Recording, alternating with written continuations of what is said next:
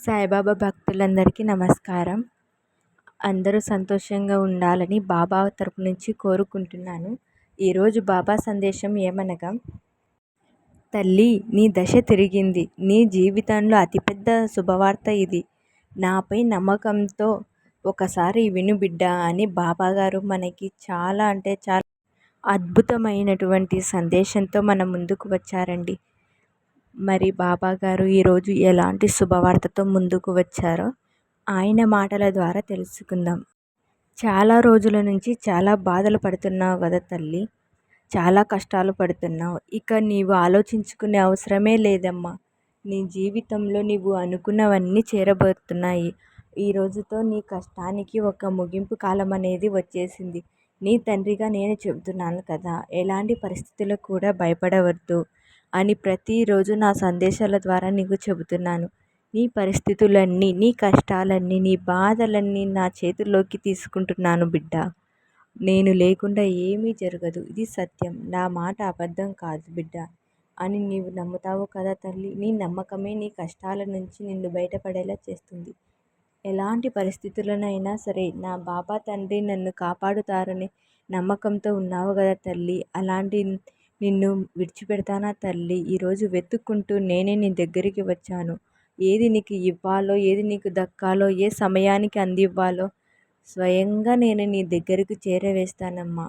ఇక నుంచి సంతోషంగా ప్రశాంతంగా ఉండు. నీ కర్మదోషాలు, పాపకర్మలన్నీ తొలగిపోతాయి. నా దగ్గర ఉన్న ఖజానా తలుపులు నీ దగ్గరే చేర్చాను. ఏవి నీకు చేరాలో అవి చేరుస్తాను బిడ్డ. నీ కళ్ళకు కనపడకుండా ఇప్పుడు నిన్ను కాపాడేది తండ్రి.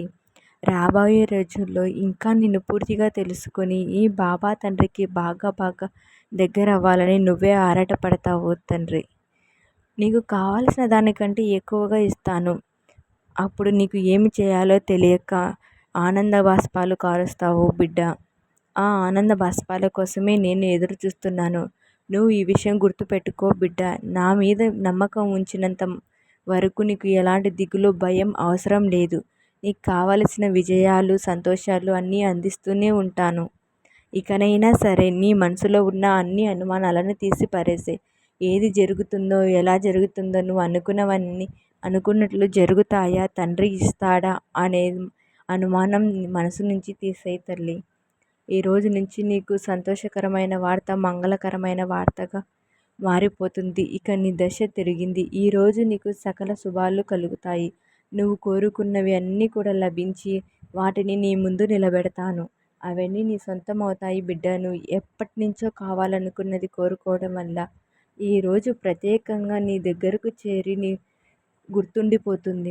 నువ్వు ఏది ముట్టుకున్నా కూడా అది బంగారంలా అవుతుంది. ఏ పని మొదలు పెట్టినా అందులో లాభాలు వస్తాయి. నీ చుట్టూ శుభకరమైన రక్షణ కవచం ఏర్పాటు చేశాను. నీ చేతికి అదృష్టం అనే ఆభరణం వేస్తున్నాను. నువ్వు చేపట్టిన ఏ పనైనా సరే విశేషమైన ఫలితాలను సాధించి నిన్ను, నీ కుటుంబాన్ని సంతోషంగా జీవించేలా చేస్తుంది బిడ్డ.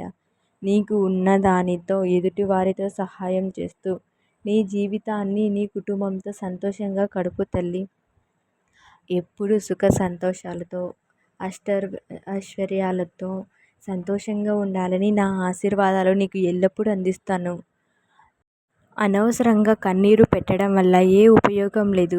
అనవసరంగా ఆరోగ్యం దెబ్బతీయడం తప్ప జరిగిందే తలుచుకుంటూ నీ జీవితాన్ని వేదన భరితం చేసుకోవద్దు తల్లి. నీ జీవితంలో కష్టాలు, నష్టాలు, ఒడిదొడుకులు ఇవన్నీ తరచుగానే వస్తూ ఉన్నాయి. అవి వచ్చిన ప్రతిసారి నీ మనసు ఎంతో వేదనతో చాలా రోధిస్తూ ఉంది. బాధ వచ్చిన ప్రతిసారి కూడా నా పాదాల చెంతకు వచ్చి, బాబా నేను ఈ కష్టాలు పడలేకపోతున్నాను, మోయలేనంత బరువును నా తలపైన ఎందుకు పెట్టావు బావా, నా జీవితంలో ఎందుకు ఇన్ని కష్టాలు అని నన్ను ఏడుస్తూ ప్రార్థిస్తున్నావు. నీ ఏడుపు చూడాలని నేను ఎప్పుడూ చూడలేదు.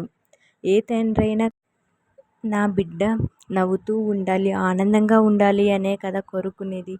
అలా నువ్వు ఏడుస్తూ ఉంటే నా మనసు ఎంత బాధగా ఉంటుందో ఒక్కసారి ఆలోచించు బిడ్డ. నీ కష్టాల గురించి కొత్తగా చెప్పాల్సిన అవసరం లేదు. నీవు పడే ప్రతి బాధ నాకు తెలుసు. నీ యొక్క ఆనందాన్ని చూసిన నేను మీ యొక్క కష్టాలు చూడలేనా? నీ కష్టాన్ని చూడలేదని నీవు అనుకుంటున్నావు, కానీ అని నువ్వనుకుంటే పొరపాటు పడినట్టే బిడ్డ. ఒక చెట్టుకి పువ్వును రావాలంటే అది కొంచెం కొంచెం ఎదుగుతూ వచ్చి దానికి ముళ్ళు వచ్చిన తర్వాత అందమైన పువ్వులు వస్తాయి. నీ జీవితంలో ఇప్పుడు కష్టాల సమయం అనేది జరుగుతుంది. అధికంగా కష్టాలు వస్తున్నాయంటే నీకు సుఖాలు అనేవి రాబోతున్నాయనే కదా బిడ్డ. ఆ కష్టం వచ్చినప్పుడు బాధపడకుండా ఏడవకుండా ఎలా బాబా అని నువ్వు నన్ను అడగవచ్చు బిడ్డ. ఏదైనా సరే నీ యొక్క బరువు బాధ్యత అనేది నాపై వెయ్యు. నువ్వు ఏడుస్తూ నాకు చెప్పవలసిన అవసరం లేదు బిడ్డ. నీవు నన్ను ప్రార్థిస్తే సమయం ఏదైతే ఉందో నా దగ్గరకు వచ్చి నీ కష్టాలు చెప్పుకునే సమయం ఏదైనా ఉన్నా ఆ సమయంలో నా దగ్గరికి ఎందుకు వస్తావు బిడ్డ? ఆ కాస్త మనశ్శాంతి కోసమే కదా. అటువంటి సమయంని కూడా నువ్వు కన్నీరు పెట్టుకుంటే నేను చూడగలనా? ఒక్క విషయం నువ్వే ఆలోచించు. నా దగ్గరికి వచ్చినప్పుడు కూడా నువ్వు కన్నీరు పెట్టుకొని ఉంటే నేను చూడగలనా? నా దగ్గరికి వచ్చినప్పుడైనా సరే సంతోషంగా ఉండు బిడ్డ. ఇక నీకు ఎక్కువ రోజులు కష్టాలు అనుభవించే రోజులు లేవు. నీకు తప్పకుండా మంచి జరిగే రోజు నీకు ప్రసాదిస్తాను బిడ్డ. ఈ రోజుతో నీ దశ తీరిపోయింది. ఇక నువ్వు జీవితంలో చూడాల్సినవన్నీ చూస్తావు. చిన్న వయసులోనే అనుభవించిన కష్టాల్సిన అన్నీ అనుభవించావు. ఎంతోమందికి ప్రేమను పంచావు. కానీ ఎవరికీ నీ విలువ తెలియకుండానే పోయింది. ఎంతోమందిని ప్రేమగా దగ్గరగా తీసి అన్నం కూడా పెట్టావు. నీ చేతితో ఎంతోమందికి వండి పెట్టావు. అయినా కూడా నీ మీద ఎవరికి విశ్వాసం లేదు అని బాధపడుతున్నావు కదా. నీకంటూ మంచి రోజులు వచ్చిన తర్వాత వాళ్ళే బాధపడతారు. ఇది నువ్వు తెలుసుకోవాల్సిన విషయం ఒకటి ఉంది. శ్రద్ధగా విను బిడ్డ. మూర్ఖులతోటి ఎప్పుడు కూడా వాదించకు.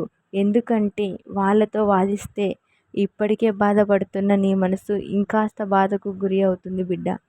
నేను నీకు ఎప్పుడు చెప్పే విధంగా మీ యొక్క జీవితం ఏదైతే ఉందో అది నీ చేతిలో లేదు. అది వస్తువైనా కానీ ఏ పనైనా సరే లేదంటే ఏ బంధమైనా సరే వాళ్ళ ఇష్టానికే వదిలే బిడ్డ. ఎందుకంటే నువ్వు ఎంతగా నీ దగ్గరికి రాక్కోవాలని చూసినా అది నీది కాదు అన్నప్పుడు నీ దగ్గరికి ఎప్పటికీ రాదు అని గుర్తు ఉంచుకో. ఎదుటివారు నీతో ఎలా మాట్లాడుతున్నారో అదే విధంగా ప్రయత్నించు బిడ్డ. అప్పుడే నీ విలువ అందరికీ తెలుస్తుంది. అందరితో అతి చనువుగా ఎక్కువగా మాట్లాడి ఎక్కువ అందరిగా ప్రేమ పంచుకోవద్దు. అది నీ మనశ్శాంతికి చాలా విరుద్ధం. నీ మనశ్శాంతిని నువ్వే కోల్పోతావు. ఎంతలో ఉండాలో అంతలో ఉండు. అందరితో ఎక్కువగా క్లోజ్గా ఉండకూడదు. నిన్ను ఎప్పుడైతే నీ జీవితాన్ని ఉన్నత స్థాయిపైన నిలబడుతుందో దానిపైనే దృష్టి పెట్టు. అందరూ నిన్ను వెతుక్కుంటూ వస్తారు. ఈ రోజుతో నీ దిగులు అన్నిటికీ కష్టాలన్నిటికీ ముగింపు. ఇక నీ జీవితంలో కష్టాలన్నీ పోయి శుభవార్తల మీద శుభవార్తలు వింటావు తల్లి అని బాబాగారు మనకు అద్భుతమైన సందేశాన్ని ఈరోజు అందించారు. ఇంతటి చక్కటి అవకాశాన్ని కల్పించిన బాబాగారికి ధన్యవాదాలు. ఓం సాయిరామ్. సబ్కా మాలిక్ ఏక్ హై.